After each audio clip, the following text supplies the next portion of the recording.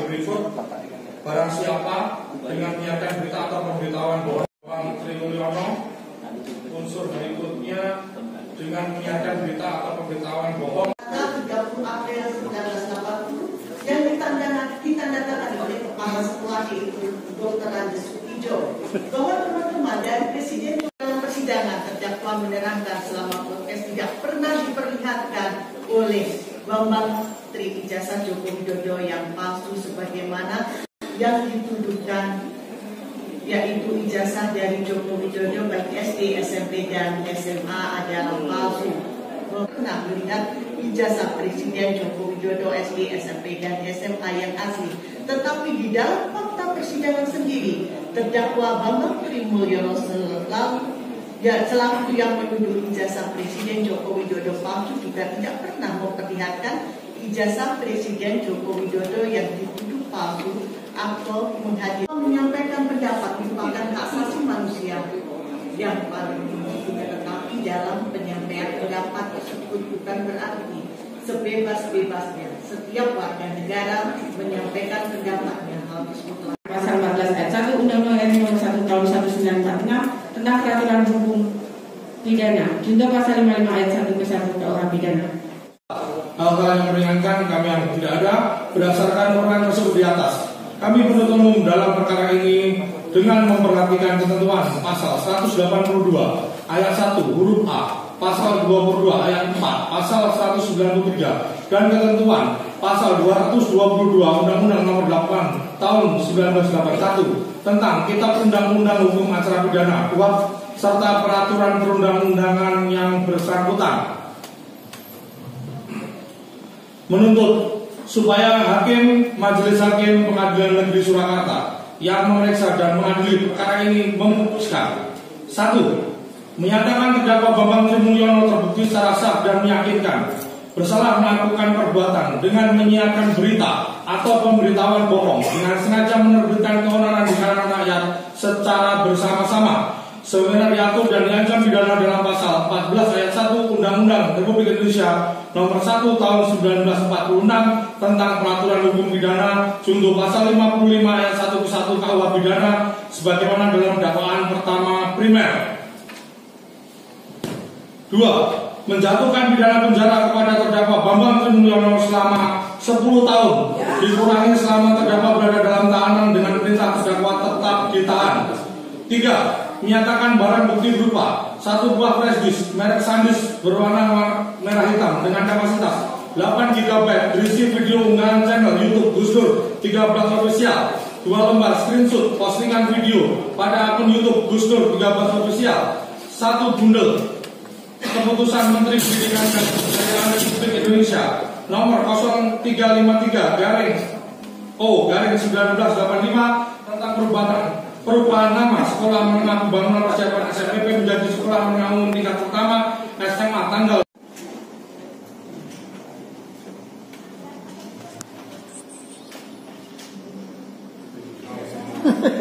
saudara untuk mengajukan pledoi dan pembelaan, ya.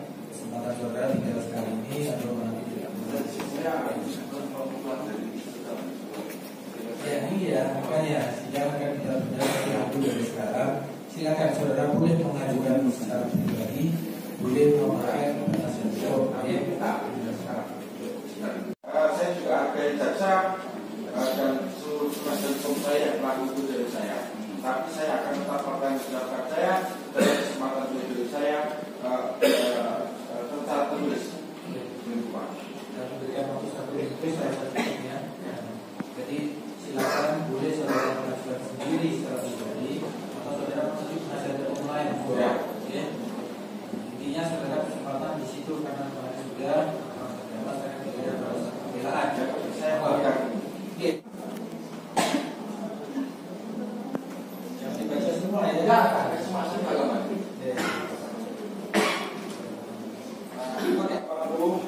Dan ijazah Jokowi palsu. Lalu pernyataan itu akan disampaikan kepada Jokowi oleh Raharjo.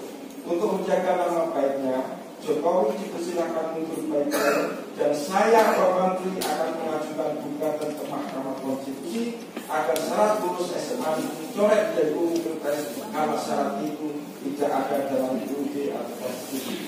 Ini poin bila saya nanti.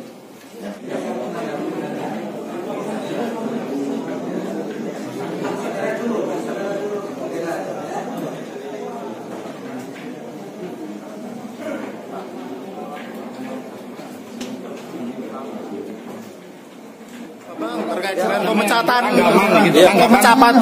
dari tim kuasa hukum pripun, Pak? Maaf, no comment ya. Saya masih harus pledoi. Oke ya. Tanggapannya gimana untuk tuntutan 10 tahun? Hakim sidang itu. Alasan pemecatan, Pak. No comment lah. Ya. itu karena sidang apa telat itu, Pak. Terus. No comment lah ya. Yang jelas saya hargai pengadilan. Yo. Tapi pemecatan Pak Jenderal karena tidak hadir sidang itu, Pak, atau telat, Pak. No comment. Rencana menunggu tim kuasa hukum baru, Pak. Ya, saya akan muncul.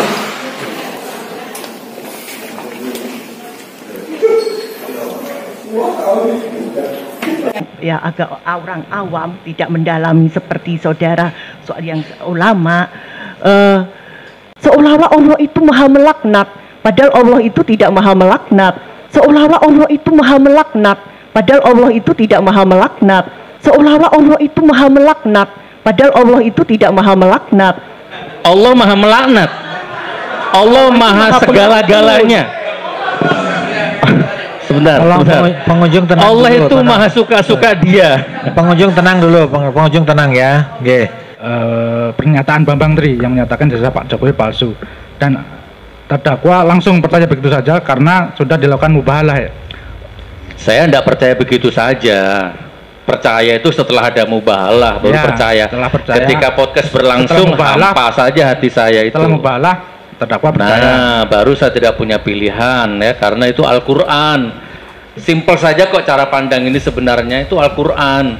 Misal nih Gus terdakwa, kalau terdakwa ini tiba-tiba datang lagi besok nih, mengaku sebagai Nabi ke-26, memakai jubah, pakai tongkat, terus terdakwa melakukan mubahalah terhadap Oh ya Bambang Tri. enggak, Dan kan Bambang itu Tri sudah di Al-Quran sudah dinas, nggak ada Nabi lain selain Nabi Muhammad. Loh, kalau dia sudah berani mubahalah, itu kalau ada dia berani rumusnya, mubahalah, beda ya. Kalau Bambang Tri jangan dianalogikan dengan orang ngaku Nabi. Kalau ada orang ngaku Nabi di depan saya, ini masalah Ya. mubahalah tadi.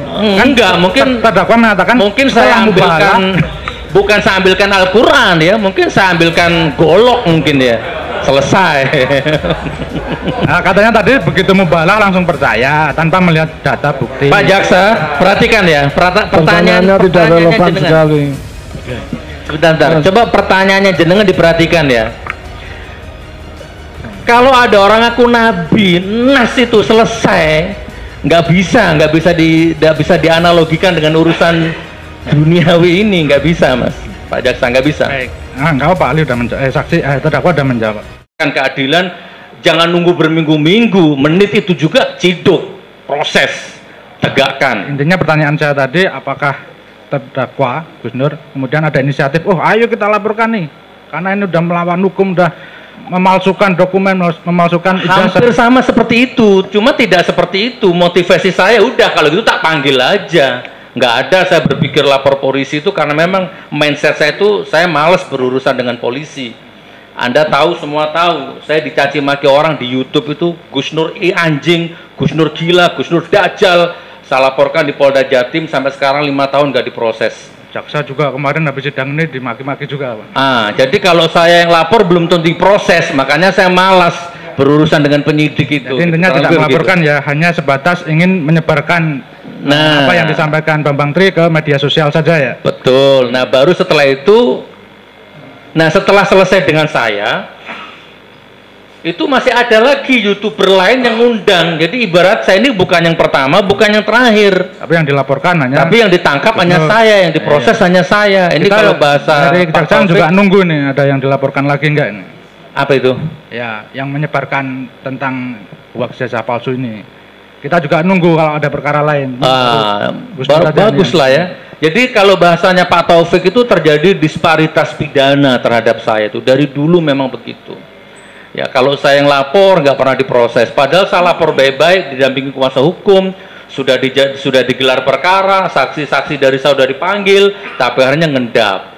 Begitu saya dilaporkan, sekarang dilaporkan 3 hari saya dijemput. Anda tahu sendiri kan, saya dijemput di rumah jam 12 malam itu dengan 25 personil digerebek rumah saya itu kayak teroris itu. Lanjut ke terkait pertanyaan teman tadi terkait bahwa terdakwa tidak ditunjukkan atau melihat data-data terkait pernyataan Bambang Tri yang menyatakan jasa Pak Jokowi palsu, dan terdakwa langsung percaya begitu saja karena sudah dilakukan mubahalah ya. Saya tidak percaya begitu saja. Percaya itu setelah ada mubahalah baru percaya. Ketika podcast berlangsung hampa saja hati saya itu. Setelah mubahalah terdakwa percaya. Nah, baru saya tidak punya pilihan ya, karena itu Al-Qur'an. Simpel saja kok cara pandang ini, sebenarnya itu Al-Qur'an. Misal nih Gus terdakwa, kalau terdakwa ini tiba-tiba datang lagi besok nih mengaku sebagai Nabi ke-26, memakai jubah, pakai tongkat, terus terdakwa melakukan mubahalah terhadap Bambang Tri, dan kan Bambang itu Tri, sudah di Al-Quran sudah dinas, nggak ada Nabi lain selain Nabi Muhammad. Loh, kalau dia sudah berani mubahalah, itu ada rumusnya, beda ya. Kalau Bambang Tri jangan dianalogikan dengan orang ngaku Nabi. Kalau ada orang ngaku Nabi di depan saya, ini masalah mubahalah tadi. Enggak, mungkin terdakwa mengatakan mungkin saya ambilkan, bukan saya ambilkan Al-Quran ya, mungkin saya ambilkan golok mungkin ya. Selesai. Nah, katanya tadi begitu mubahalah langsung percaya tanpa melihat data bukti. Pak Jaksa, perhatikan ya, pertanyaannya tidak relevan sekali. Sebentar, coba pertanyaannya jenengan diperhatikan ya. Kalau ada orang ngaku Nabi, nas itu selesai, nggak bisa dianalogikan dengan urusan duniawi ini, nggak bisa Mas. Pak Jaksa nggak bisa. Baik. Nah, Pak Ali udah menjawab, terdakwa udah menjawab. Nah, kemudian terkait mubahalah terakhir yang mulia, disampaikan di mubahalah di YouTube terdakwa ya, bahwa yang tidak percaya dengan Bambang Tri akan dilaknat ya. Misalnya apabila ada sekian banyak atau separuh lah masyarakat Indonesia maupun dunia yang nonton YouTube tidak percaya dengan Bambang Tri, apakah serta-merta menurut mubahalah ajaran Islam orang tersebut, separuh masyarakat Indonesia atau dunia ini akan dilaknat begitu saja? Sesimpel itu. Ini kan pertanyaan gaib ya, ini kan pertanyaan abstrak. Wallahu alam, atau jangan-jangan sekarang sudah banyak yang kena azab. Bukan kalau nggak percayanya mungkin ditahan, mungkin mending sudah nggak percaya mencaci maki Bambang Tri misalkan. Saya nggak percaya walaupun Bambang Tri itu mubahalah, tapi saya diem di dalam hati. Ya mungkin beda azabnya atau mungkin apa beda, tapi sudah nggak percaya, sudah gitu menggila-gilakan Bambang Tri, edan gila, stres. Mungkin wallahualam bisawab. Jangan-jangan sudah ada itu yang diazab. Berarti tetap dilaknat mereka ya? Iya. Itu ijtihad saya. Siapapun, Mas Agung silahkan mubahalah. Saya nggak punya pilihan. Maka saya akan percaya apapun yang diucapkan Mas Agung. Nas itu sudah bagi saya karena silakan. Saudara Gus Nur ya, nah santai ya Gus. Gus Nur tadi menamakan diri sebagai bekerja sebagai YouTuber atau berprofesi sebagai YouTuber ya. Terus membandingkan dengan media seperti Kompas, TV One. Bisa Gus Nur jelaskan perbedaan YouTuber sama seorang wartawan yang memiliki media resmi seperti itu? Apa bedanya ya? Nggak tahu saya ya, Jaksa ya. Kalau persamaan dulu, nanti bedanya baru kelihatan. Mungkin sama-sama pewartanya, cuman kalau di media mainstream terikat aturan ya, terikat sistem oleh Dewan Pers atau apa gitu ya. Kalau YouTuber ini kan bebas-bebas saja, nggak ada yang mengikat.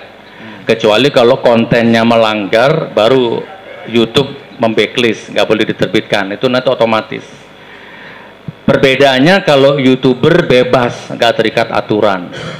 Kalau media mainstream banyak aturan. Nanti kalau salah ditegur sama siapa itu yang tukang negur media itu, PWI atau apa itu ya? Dewan Pers. Dewan Pers. Kalau saya walaupun salah nggak ditegur sama Dewan Pers. Kalau bedanya ini Gus Nur tahu nggak, kalau wartawan dengan medianya memunculkan berita, ada di situ yang mengatur undang-undang pers, yaitu dia misalkan dianggap menyiarkan berita yang tidak benar, ada semacam berita tidak harus dipidana, tapi dari pihak yang diberitakan itu bisa memberikan klarifikasi melalui media juga. Nah, sementara di YouTuber ada nggak aturan seperti itu?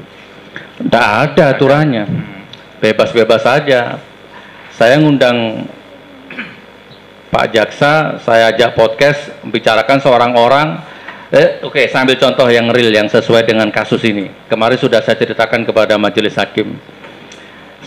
Jadi waktu kasus saya di Surabaya kan, Kabid Humas Poldanya kan sering diwawancara Kompas tentang kasus saya, tapi tanpa ngundang saya, sepihak, gitu kan? Kan itu padahal media mainstream itu padahal mereka tahu hukum, kenapa nggak dijalankan hukum itu? Kan harusnya diundang juga saya, kedua belah pihak, gitu ya. Nah, kurang lebih intinya gini, di wartawan yang memiliki media dilindungi oleh undang-undang pers. Ya. Iya. Nah, sementara setahu saya begitu. Tidak ada undang-undang tentang kalau YouTuber setahu saya nggak ada. Ya. Paling kalau kontennya melanggar, ada pengumuman dari YouTube, konten Anda melanggar, udah tiba-tiba nggak bisa terbit gitu aja. Artinya kalau YouTuber melakukan pelanggaran yang diatur di dalam undang-undang pidana umum lah, bisa dilakukan pidana. Sementara di wartawan dilindungi undang-undang pers dengan harus ada klarifikasi dari pihak yang diberitakan. Setahu saya walaupun wartawan ataupun reporter televisi yang resmi sekalipun, kalau dia melanggar hukum, ada yang melaporkan terkait berita, bukan hukum yang lain ya. Oke, dan ada yang melaporkan, setahu saya bisa kena delik, gitu kan? Jadi kalau saya wartawan Kompas TV, saya bikin berita menyebut nama orang, terus kemudian ternyata hoax, orang yang saya sebut itu melaporkan, bisa. Oh, menurut Anda bisa ya? Ya, menurut saya. Ya.